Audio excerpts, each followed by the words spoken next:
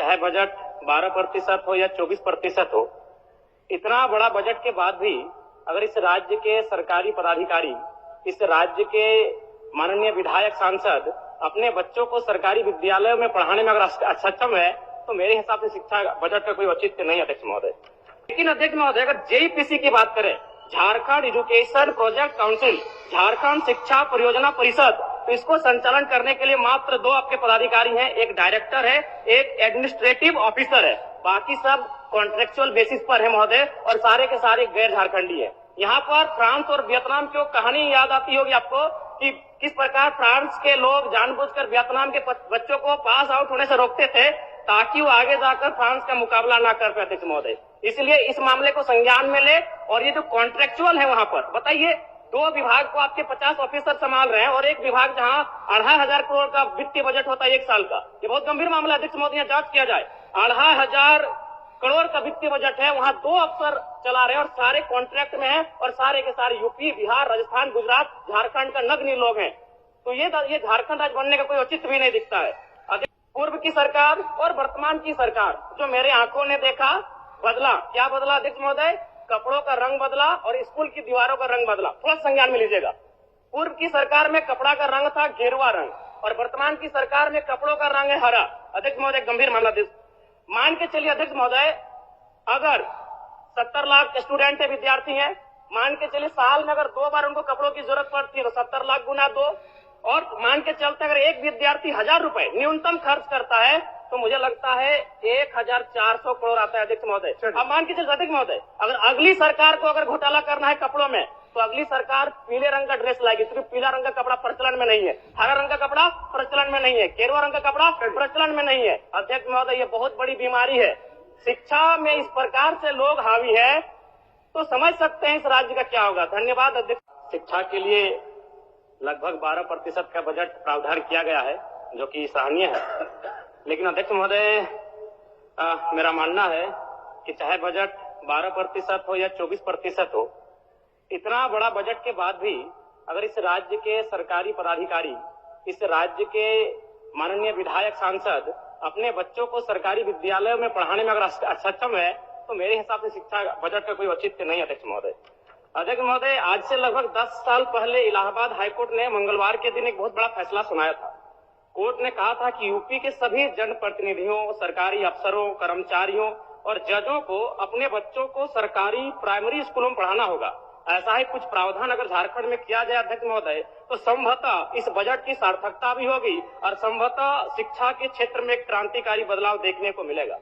अध्यक्ष महोदय, मैं एक आपके माध्यम से सरकार को एक मामला संज्ञान में देना चाहता हूँ। स्कूली शिक्षा एवं साक्षरता विभाग, इसमें 5 इकाई होती है अध्यक्ष महोदय। प्राथमिक निदेशालय, माध्यमिक निदेशालय, जेईपीसी, जैक और जेसीआरटी। अध्यक्ष महोदय, अगर प्राथमिक निदेशालय और माध्यमिक निदेशालय की बात करें तो उसको संचालन करने के लिए एक डायरेक्टर होते हैं, एक ज्वाइंट सेक्रेटरी होते हैं, 2 या 3 डिप्टी डायरेक्टर होते हैं, 2 या 3 अंडर सेक्रेटरी होते हैं, 6 या 7 सेक्शन ऑफिसर होते हैं, 8 या 9 असिस्टेंट सेक्शन ऑफिसर होते हैं, यानी कुल मिलाकर 25 पदाधिकारी होते हैं महोदय, जबकि इसका वित्तीय बजट लगभग 100 करोड़ के आसपास होता है। लेकिन अध्यक्ष महोदय, अगर जेईपीसी की बात करें, Jharkhand education project council, Jharkhand शिक्षा परियोजना परिषद, तो इसको संचालन करने के लिए मात्र 2 आपके पदाधिकारी हैं, एक डायरेक्टर है, एक एडमिनिस्ट्रेटिव ऑफिसर है, बाकी सब कॉन्ट्रेक्चुअल बेसिस पर है महोदय, और सारे के सारे गैर झारखंडी है। यहाँ पर फ्रांस और वियतनाम की कहानी याद आती होगी आपको कि किस प्रकार फ्रांस के लोग जानबूझकर वियतनाम के बच्चों को पास आउट होने से रोकते थे ताकि वो आगे जाकर फ्रांस का मुकाबला ना कर पाए अध्यक्ष महोदय। इसलिए इस मामले को संज्ञान में ले, और ये जो कॉन्ट्रेक्चुअल है वहां पर बताइए, 2 विभाग को आपके 50 ऑफिसर संभाल रहे हैं, और एक विभाग जहां 2500 करोड़ का वित्तीय बजट होता है 1 साल का। ये बहुत गंभीर मामला अध्यक्ष महोदय, यहाँ जांच किया जाए।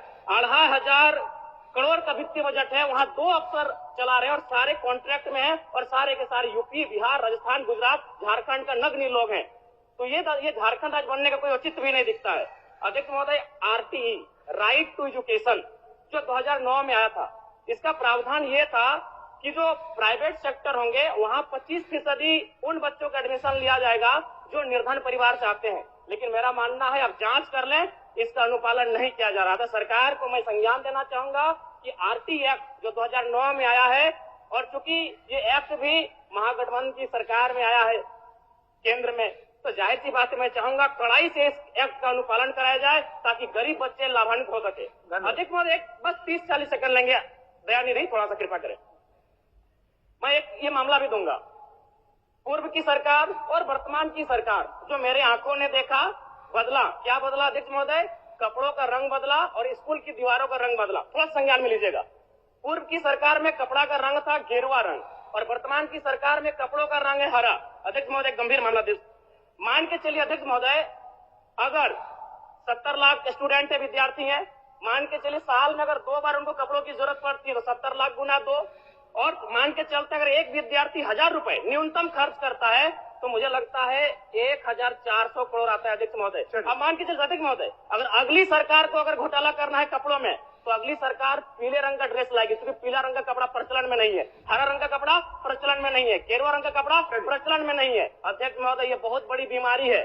शिक्षा में इस प्रकार से लोग हावी है तो समझ सकते हैं इस राज्य का क्या होगा। धन्यवाद अध्यक्ष महोदय।